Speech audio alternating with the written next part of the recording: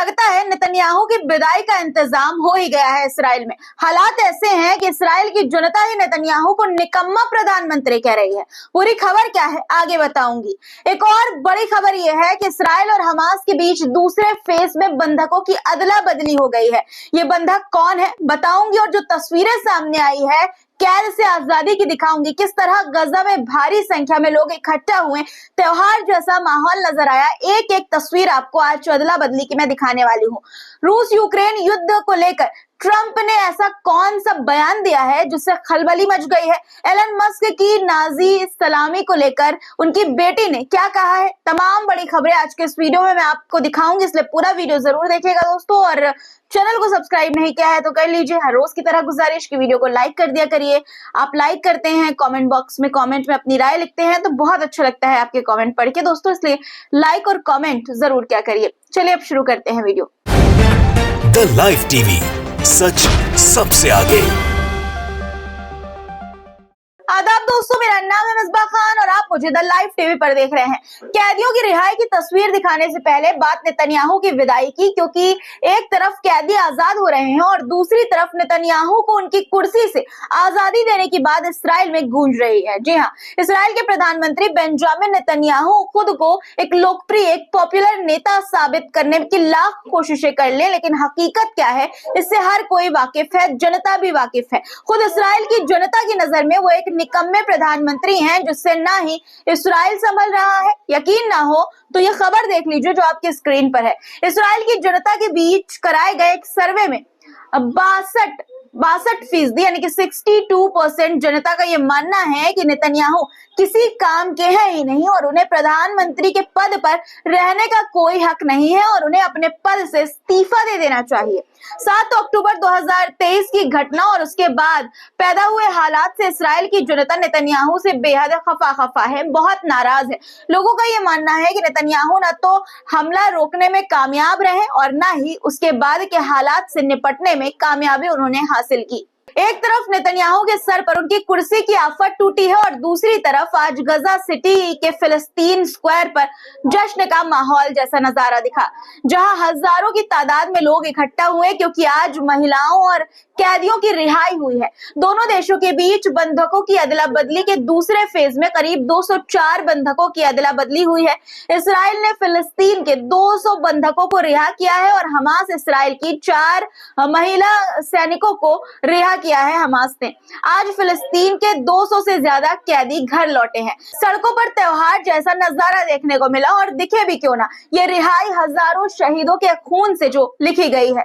देखिए तस्वीरें कि कैसे गजा शहर के फिलिस्तीन स्क्वायर में निवासी इकट्ठा हुए रिहाई को देखने के लिए। रिहाई के इस ऐतिहासिक पल में गजा के लोग सिर्फ खुश नहीं है बल्कि उनकी एक बड़ी जीत भी है, क्योंकि 120 उम्र कैद की सजा काट रहे और 80 लंबे समय से जेल में बंद कैदी आजाद होकर अपने घर लौटे हैं। दरअसल फिलिस्तीन के जिन 200 बंधकों की रिहाई हुई है उनमें से 120 बंधकों को ताउम्र जेल में कैद की सजा सुनाई गई थी, वहीं 80 लोगों को लंबे वक्त तक जेल में रहने की सजा सुनाई गई थी। इससे पहले प्रतिरोध ने रेजिस्टेंस ग्रुप ने गजा के इसराइल की महिला कैदियों को सौंप दिया इसराइल को। देखिए तस्वीरें आपकी स्क्रीन पर।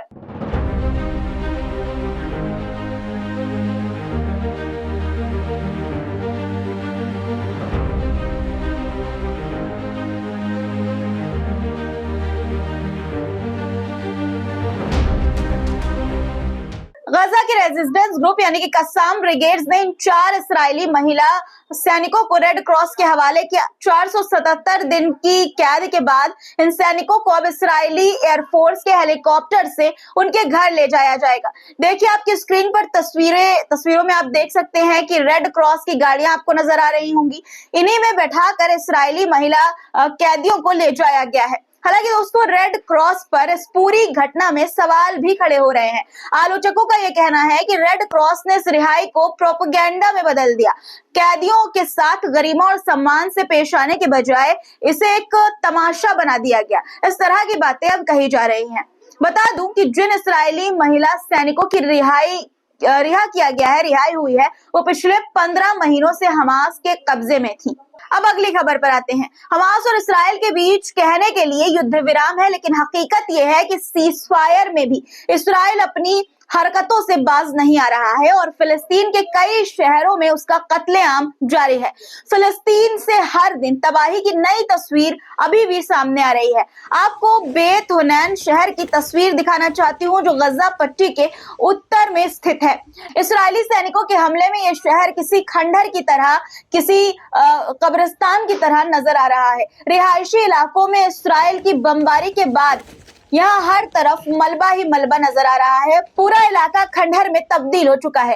तस्वीरें अपने आप में काफी भयानक है, काफी विचलित करने वाली हैं। अब आपको अल फराहिन की तस्वीरें दिखाना चाहती हूँ, जो खान यूनुस के पूर्व में स्थित है। इस्राएली हमले में ये इलाका भी पूरी तरह से बर्बाद हो चुका है। हर तरफ यहाँ तबाही के निशान मौजूद है। ये शहर पूरी तरह से खंडहर में बदल चुका है। सिर्फ यही शहर नहीं दोस्तों, गजा का ज्यादातर हिस्सा, ज्यादातर क्या अगर ये कहें कि पूरा हिस्सा ही खंडहर में बदल चुका है तो ये गलत नहीं होगा।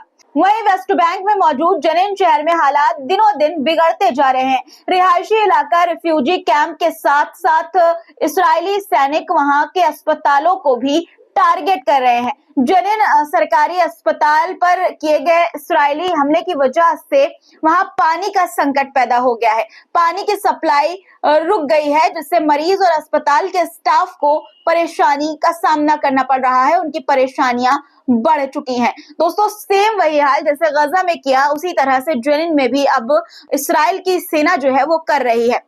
फिलिस्तीन के बाद अब बात लेबनान की, जहां 60 दिनों के सीजफायर की मियाद खत्म हो रही है। सीजफायर खत्म होने के बाद अगर इस्राएली सैनिकों ने लेबनान नहीं छोड़ा तो हिजबुल्लाह और इस्राएल के बीच फिर से जंग की शुरुआत होना तय है। और इस जंग का अंजाम क्या होगा ये फिलहाल किसी को नहीं मालूम, लेकिन हिजबुल्लाह ने अपनी तरफ से इस्राएल को करारा जवाब देते हुए पूरी तैयारी कर ली है। बताया जा रहा है कि हिजबुल्लाह के ड्रोन और रॉकेट तैयार हैं, बिल्कुल वो बस आदेश का इंतजार कर रहे हैं। सीजफायर खत्म होने से पहले हिजबुल्लाह ने इस्राएल को चेतावनी दी कि अगर उसने लेबनान को खाली नहीं किया तो इसका अंजाम उसे खुद भुगतना पड़ेगा और इसके अंजाम के लिए वो खुद ही जिम्मेदार होगा। आपको बता दूं दोस्तों कि हिजबुल्लाह पहले भी ये धमकी दे चुका है, ये चेतावनी दे चुका है कि अगर लेबनान पर कब्जा इसी तरह से इस्राएल करता रहा तो सीजफायर खत्म होते ही इसका अंजाम जरूर भुगतना पड़ेगा। हर एक कब्जे का जवाब, हर एक हमले का जवाब हिजबुल्लाह जरूर देगा। दोस्तों, अब ट्रंप के मुसलमानों को दिए हुए छलावे की बात करते हैं। राष्ट्रपति चुनाव के दौरान ट्रंप ने वहां के मुस्लिम वोटरों से वोट हासिल करने के लिए खूब छलावा किया, लेकिन चुनाव जीतने के बाद अब ट्रंप का असली चेहरा फिर से लोगों के सामने आ गया है। अपने अंधभक्त नेतन्याहू की ट्रंप खुलेआम मदद कर रहे हैं। ट्रंप ने एक ऐसा फैसला किया है जिससे अमेरिका में पढ़ाई करने वाले कई विदेशी छात्रों की मुश्किलें जो है वो बढ़ सकती हैं, उनकी परेशानियां बढ़ सकती हैं। ट्रंप ने हमास और हिजबुल्लाह के साथ हमदर्दी दिखाने वाले छात्रों को अमेरिका से बाहर निकालने का आदेश दिया है और इससे जुड़े एक दस्तावेज पर दस्तखत भी किए हैं। ऐसे छात्रों को अब अमेरिका से बाहर करने की पूरी प्लानिंग कर ली गई है। मतलब आप देख सकते हैं कि किस तरह से ट्रंप भी अब नेतन्याहू का साथ देते हुए नजर आ रहे हैं। अब बात रूस यूक्रेन युद्ध की, जिसको लेकर बड़ी खबर भी सामने आई है। ट्रंप ने युद्ध को लेकर बड़ा बयान दिया। ट्रंप ने दावा किया कि यूक्रेन रूस के साथ समझौते के लिए तैयार हो गया है। ट्रंप ने कहा कि वो जल्द इस मामले में पुतिन से मिलना चाहते हैं और दोनों देशों के बीच शांति का रास्ता निकालना चाहते हैं। हालांकि ये देखने वाली बात होगी कि ट्रंप का क्या फॉर्मूला है और क्या दोनों देश इस पर राजी होंगे या फिर नहीं। रूस यूक्रेन युद्ध पर पुतिन ने भी बड़ा दावा किया है। पुतिन के मुताबिक अगर बाइडेन की जगह ट्रंप सरकार होती तो यूक्रेन से युद्ध की नौबत ही नहीं आती। पुतिन ने दावा किया कि चुनाव में धांधली के जरिए ट्रंप को चुनाव में हराया गया था। यानी दोस्तों, रूस का झुकाव जो है वो ट्रंप सरकार की तरफ एक तरह से नजर आ रहा है। ऐसे में ये देखने वाली बात होगी कि जो बात कह रहे हैं ट्रंप, दोनों के बीच शांति समझौते की, वो किस मोड़ पर जाती है, क्या होता है उसका। अब बात ट्रंप के सबसे खास और दुनिया के सबसे अमीर शख्स एलन मस्क की करते हैं, जो इन दिनों नाजी सलामी को लेकर विवादों में घिर गए हैं। एक यूजर ने सोशल मीडिया पर लिखा कि हिटलर और इटली के तानाशाह मुसोलिनी के शासनकाल में ये रोमन सलामी चलन में था। हिटलर के समय यहूदियों पर बेइंतहा जुल्म ढाए गए थे और मस्क की इस हरकत पर कई यहूदी अपनी नाराजगी जाहिर कर चुके हैं। लेकिन इसके उलट ट्रंप के वफादार नेतन्याहू मस्क का जो है वो बचाव कर रहे हैं। उन्होंने कहा कि हमास के हमले की उन्होंने निंदा की थी और वो एक अच्छे इंसान है। नेतन्याहू जहां मस्क का बचाव कर रहे हैं, वहीं एलन मस्क की बेटी विल्सन ने इशारों में उनकी आलोचना की। उन्होंने कहा कि वो बस चाहती हैं कि सच को सच कहा जाए। बता दें कि मस्क ने ट्रंप के शपथ ग्रहण के दौरान जो सलामी दी, उसकी तुलना हिटलर शाही के दौरान दी जाने वाली सलामी से की जा रही है। आज की खबरों में इतना ही दोस्तों। आज की खबर कैसी लगी, खबरों पर आपकी क्या राय है, कमेंट में जरूर लिखा करिए। और दोस्तों अपना प्यार कमेंट में जरूर दिया करिए। जब आप अच्छे कमेंट करते हैं तो बहुत अच्छा लगता है आपके कमेंट पढ़कर, इसलिए कमेंट जरूर किया करिए। खुदा हाफिज।